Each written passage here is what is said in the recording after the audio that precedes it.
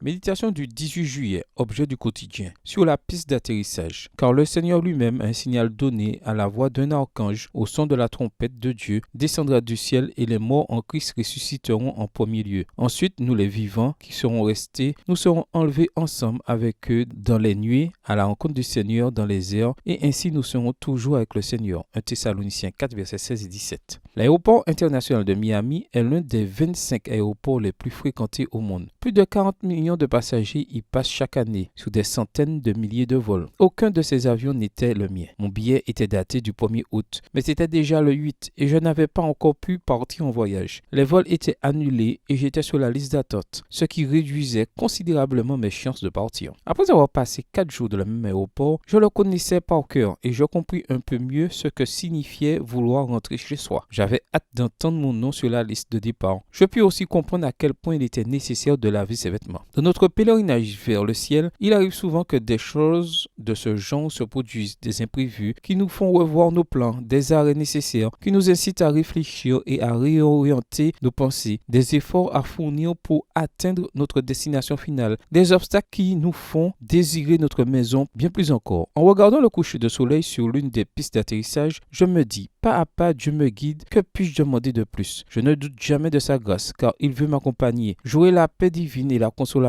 en me confiant en lui, car si quelque chose devait arriver, le Christ saura me protéger. Dieu veille sur nous et nous guide. Il nous donne l'assurance d'un atterrissage en toute sécurité, et surtout l'assurance que si nous lavons nos vêtements dans son sang, nous serons bientôt retirés de la liste d'attente. Il nous appellera par notre nom pour faire la dernière partie du voyage, et nous arriverons à notre destination finale, notre foyer céleste. Quand mon avion arriva enfin, je dus attendre un moment pour le savoir, et de là où j'étais, je ne pouvais pas le voir. Mais quand Jésus viendra, tout œil le verra. En plus du texte d'aujourd'hui, je te recommande de lire Jean 14, versets 1 à 3, et Apocalypse 7, versets 14 à 17, et de réfléchir à la séquence suivante. Premièrement, choisis bien ta destination. Deuxièmement, lave tes vêtements. Troisièmement, attends que l'on t'appelle. Et quatrièmement, arrive à la maison. Bonne journée à toi et que le Seigneur te bénisse.